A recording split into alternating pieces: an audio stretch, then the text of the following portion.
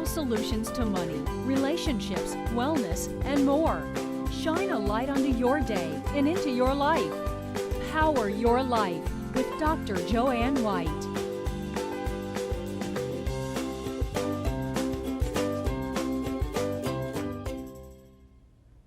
Welcome to Power Your Life. I'm Joanne White, your host. So many people are getting ready to pack up their suitcases this summer to go on vacation. Whether you travel domestic or international, by land, air, or sea, it's important to know how to travel smart and safe. Here with tips for travel ease and for more pleasure are Raymond Farnesi and his partner Carol Bisconti from Farnesi Travel. Welcome. Thank you. You are both such seasoned travelers. You just went on a trip to South Africa, right? And Correct. you just told me that you're traveling the 4th of July to a rainforest in Nicaragua. Yes. Incredible. Yes. So why is it so important for travel agents like yourselves to travel, aside from the fact that you love it, right? Of course. Well, I think it is very important for us to travel so that we can recommend the correct destination, the correct resort for each particular client that we have. If you're a family with young children, or if you're a family with older children, you need to know the correct destination and resort to travel to make your vacation perfect. So you go to these places and you check them out and you get a sense of what they are. And so when you have people of all different ages with kids, retirees, newlyweds, right? Yes. You can make that recommendation. Yes, just in South Africa, we had the opportunity of touring over 20 resorts, from 5- and 6-star resorts to tented camps where they'll just pop up a tent and you're surrounded by wild animals and a fire. So, and again, for the adventurous, for the hiker, and again, for the family, it really works to know your demographic and then match that client with the perfect fit. So oftentimes people come to you and they want that kind of information. And how do you get a sense from your clients, like what they need? Do they give that to you immediately, or do you have to kind of interview them? And you're doing online travel, but the interview is online too, right? Yes, it seems that the younger clientele still prefer email, so we do have to try to disseminate that information through an email. And most times we will still require a request, a 15-minute conversation, just to get almost like a diagnosis of where they'd like to go and what their dreams are. We almost give that magic wand and say, please, what do you expect from this honeymoon or this family vacation or reunion? That's important to find out what they really want so they're not disappointed. Why is consulting with an online travel agent the way to go? Well, we always say, why wouldn't you? Our pricing is the same pricing that you would find on the web, and you have our expertise. So there's someone that's just putting all of the pieces of the puzzle together, making it run smoothly at the same cost as if you did it on the web and worked at it for hours. Now that's interesting, because most people think that if they're looking it up themselves, they're saving money and they're finding more bargains, but I'm hearing just the opposite, that Yes. it's really the same. Yes. Plus they have it customized with people who are such travelers and really know what's best, right? Actually, statistics are showing that the travel agent is growing, and people are finding that it's a better experience when utilizing a travel agent. And what we don't always think is the plan B side of things. And if you're at a resort and you're having an issue, which plan B can always happen, it's much easier to call your travel agent and say help. And we are that lifeline, that phone call away, that text away. We're connected to you. So have you had that experience before? Many times, especially this winter, was very, very difficult. And sometimes it's totally out of our control, but you're missing your flight or it's canceled. You're in lovely Mexico and you're calling me stressing that it's snowing in Manhattan or Philadelphia, and what could we do? And we work from behind the scenes. If you've ever tried to make phone calls from Mexico to handle that, very difficult. Right. So give us some travel tips. Just a couple. Sure. Well, one thing that we were actually hearing in the news this morning was that the airlines are starting to crack down on carry-on luggage. So one of a big tip that we always say is try to be very concise with your packing. Take pictures of your passports, your license, your luggage, so that if your luggage is lost in a connection, you have a picture of it. So, you know, they always say to you, oh, you know, what does your luggage look like? Black. So this way you have a picture. If you lose a passport, if you lose your license, you have something to refer to. You know, I think that's so important, and most people would, I would never think to do that. So I think that that's great advice. Tell us what's hot in travel. River cruising right now is probably the vogue and probably the most fastest growing sector of the travel market. It's unpack once and travel the Danube, hitting cities like Vienna, Budapest, Prague. So river cruises, what else? And again, I think we want to touch on the timing. At this time, Disney is really a good value. At this time of year? At this time, to book. Yes. Oh, This time of year, booking Disney is very, very important. If you want to go for your October, there's a Mickey's Not So Scary Adventure. That's just a wonderful way of trick-or-treating Disney World as a family. In fact, we actually did it as 10 of us. It was 9 of us. We were a baseball team. Oh, wow. Yes, and it was Ray's parents down to the youngest one. Of course, Ray's father was number 1, and we worked our way down to all of the numbers, but it's a wonderful experience for families. So everybody loved it, right? Yes. Everybody gets something out of that. But that needs to be booked now, and that would be a good timing. So also, that's another tip that you need for those kinds of situations or those kinds of travel plans, to book how much in advance? As soon as you know your travel dates, the earlier the better. These things book up, especially if you're in a city that has school closings for in-service days. Those timings are just so important because that books so quickly. So the earlier you can do it, the better. I would say 10 months out if you know your dates. School schedules come out, book it. So that's for families, but and for weddings, you would know that too, for Yes, honeymoons. yes. But oftentimes people don't know that, right? Right. Correct. Well, thank you both so very much. And when I travel, hopefully, I'm going to contact you. Thanks again. Thank you. Thank you very much. My pleasure.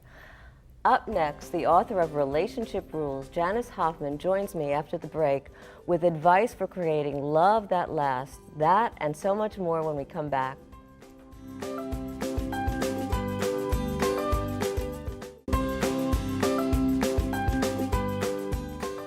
Our next guest is a relationship expert and the author of Relationship Rules, 12 Strategies for Creating a Love That Lasts.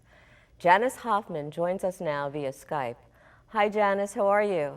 Hey, hi, so thanks so much for having me. And Oh, it's really... from Boulder, Colorado. Welcome, it's our pleasure. And you've sent me this fabulous book.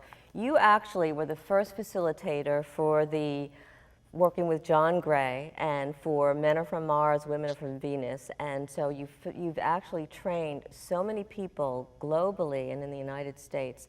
Tell us, what's one of the secrets that differentiates men and women?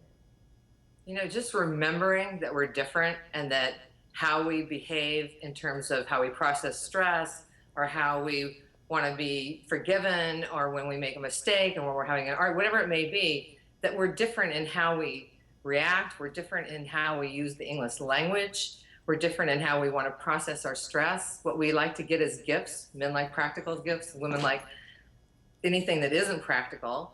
And just remembering that we have differences and it's not expecting your partner to be like you.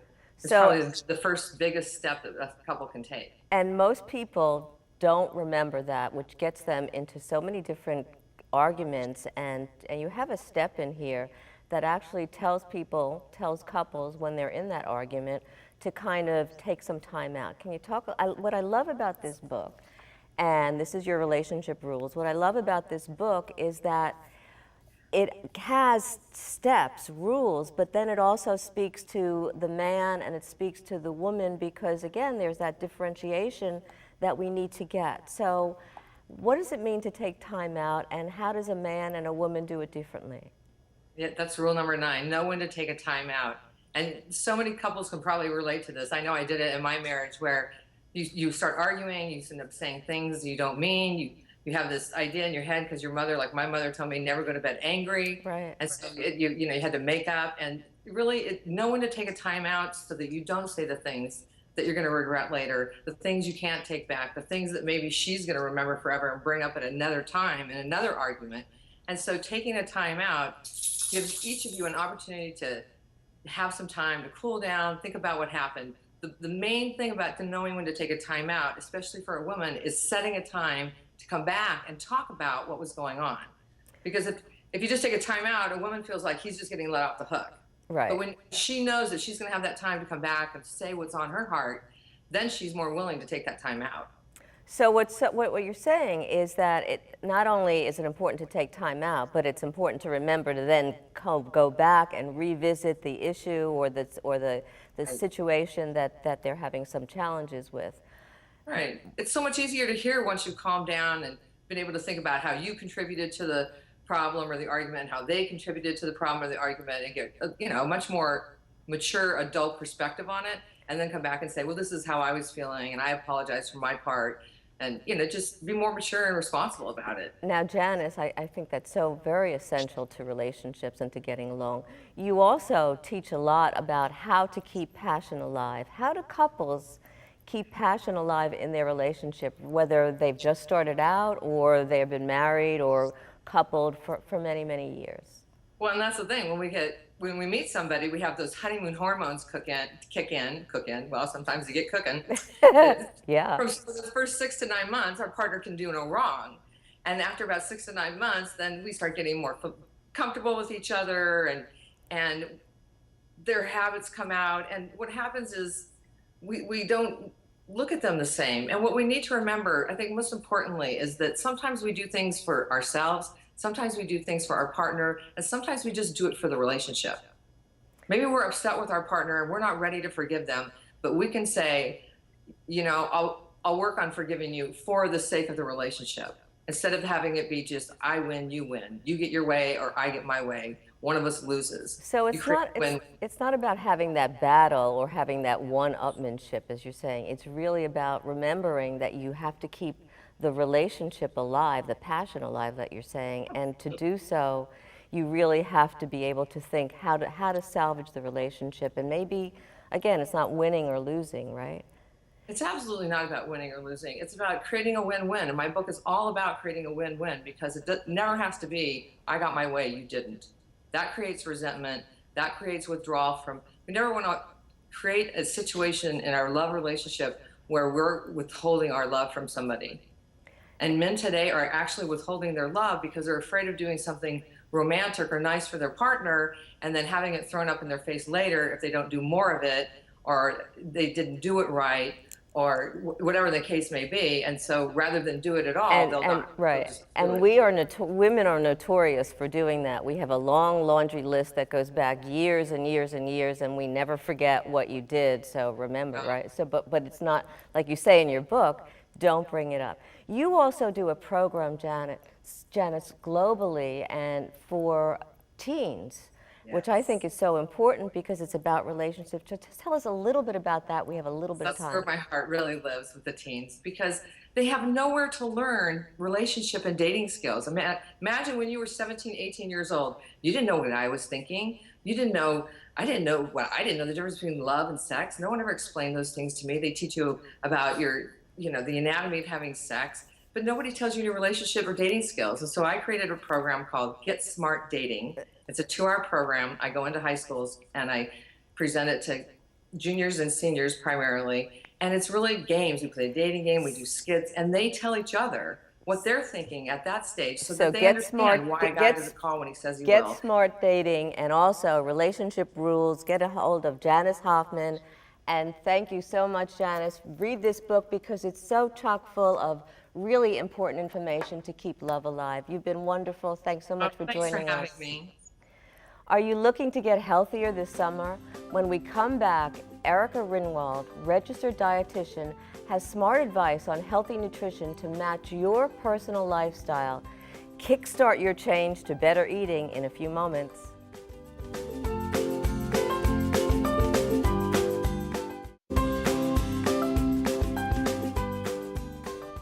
We're back, and my next guest has spent years helping many people with different conditions ranging from heart disease, cancer to GI issues to get back on track with their health. Nutrition expert Erika Ringwald is here now to talk with us about how to evaluate your nutritional lifestyle. Welcome, Erika. Thank you. So you've done so much in terms of working with all different kinds of challenges that we just talked about. Now you do something that I find interesting. It's this nutritional evaluation. What's involved in a nutritional evaluation? Well, I mean, most people know that they try to think about, I have high cholesterol, I have diabetes, but they don't think to their behaviors. So I try to help people realize what their patterns are, what their habits are, what is really their downfall to really starting to try to eat better. So I try to help them evaluate their lifestyle to help them even begin to start making a change. So what happens if somebody needs to make a change? They come to you, but they don't know how to follow that or keep consistent with that. What goes on? Well, we set up a plan. We go through a whole process, a whole interview, discussion, and then we focus on goal number one. You know, we have long-term goal, Right. but goal number one is possibly just eating breakfast. So we go and we come up with breakfast ideas so that can become successful for that person. And if they have a hard time, we follow up. I follow up with people within a week or two. So, you know, it's not too long that they go on their own. Right. So if it was a month, they Yeah. totally off course, right? Totally, yeah. Right. So when what's interesting is this nutritional evaluation. You take a look at what they're doing in terms of their life. How do you make that fit, that match between healthy nutrition and what's going on in their life? Well, yeah, I really try to listen to what their timing is. I ask everything from when do you first wake up, when do you first eat a meal, when do you get to work, when do you have to be home, if there are kids involved, are you rushing them out? And we move back and try to figure out when could you prepare some stuff, and when is it okay to do a quicker meal? How will you pick something that's healthier at that point? And I try to let them know you don't have to be quote unquote perfect every step of the way. You have a meal that you had to do a quick takeout, it's okay. We can get right back on track. So I think that's important because a lot of people, once they're off track, they continue to stay off track, and then it's like no return. Right. It's that psychology. Well, I've already done bad. I might as well continue to do bad. Right. Yeah. So what do you think is the most challenging aspect when people come to you? What keeps them not being able to stick to a healthier diet or lifestyle? I think if I were very strict with them from the start, that would not fly at all. But it's not you, it's really on them. It's really on because them, it is. Right, so, Yeah. so what prevents them from doing that? That's the question I actually ask them. I say, on a scale of 1 to 10, how motivated are you to accomplish your goals? They'll say 8.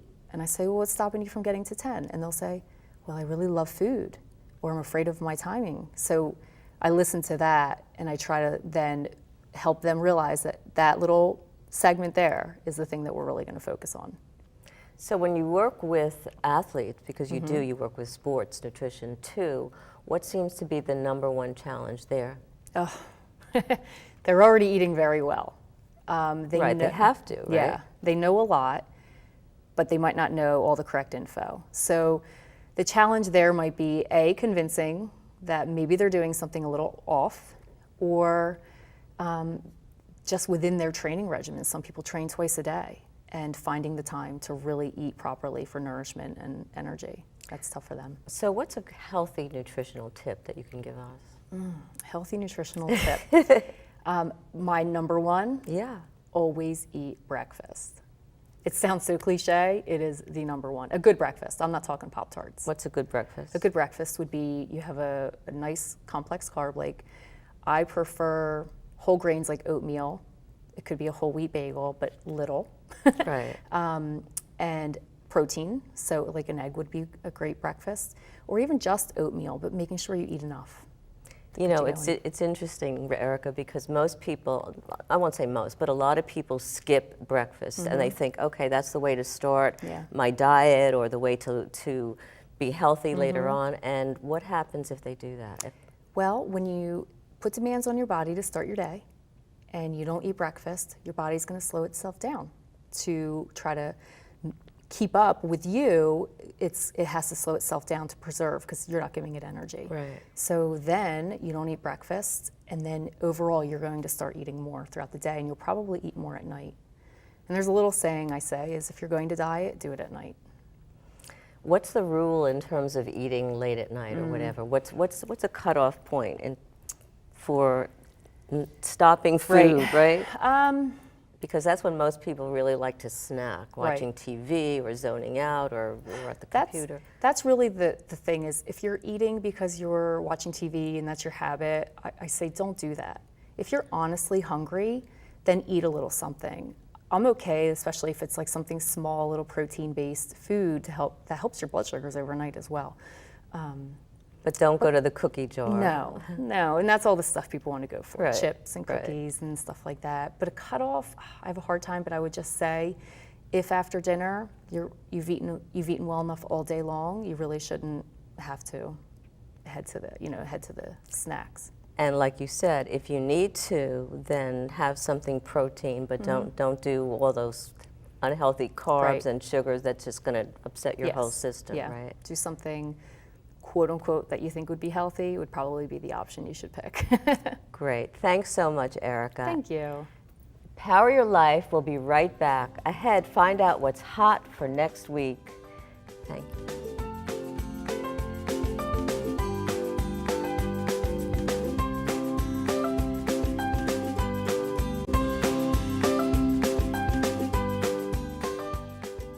What does it take to shift gears and to change an old, worn-out habit that doesn't work for you anymore, if it ever did? First, believe that you can really make that change, and then decide to do it. Is that too simple? Well, that's just for starters. You have to add will and resolve so that you don't give in to your mind chatter that tries to exert its will on you or be defeated when the going gets tough. Choose a start date. Forge an easy plan to follow, alert the people that are close to you who will support your efforts, and then just do it. Don't moan and groan about it. Okay, you can moan and groan about it, but just a little bit. Don't overdo it. Remind yourself why you've made that choice. It's helpful if you devise a healthy distraction or a healthy substitute to replace the old habit. Stay busy, stay positive, and overall, keep your sense of humor. Thanks for being with us tonight. On our next show, she's a celebrity media coach that has worked with some of the biggest names in Hollywood. Deanna Williams joins us to talk about how those in the media and broadcasting are not only influential, but inspiring. Remember that you have the power to power your dreams and power your life. See you next week.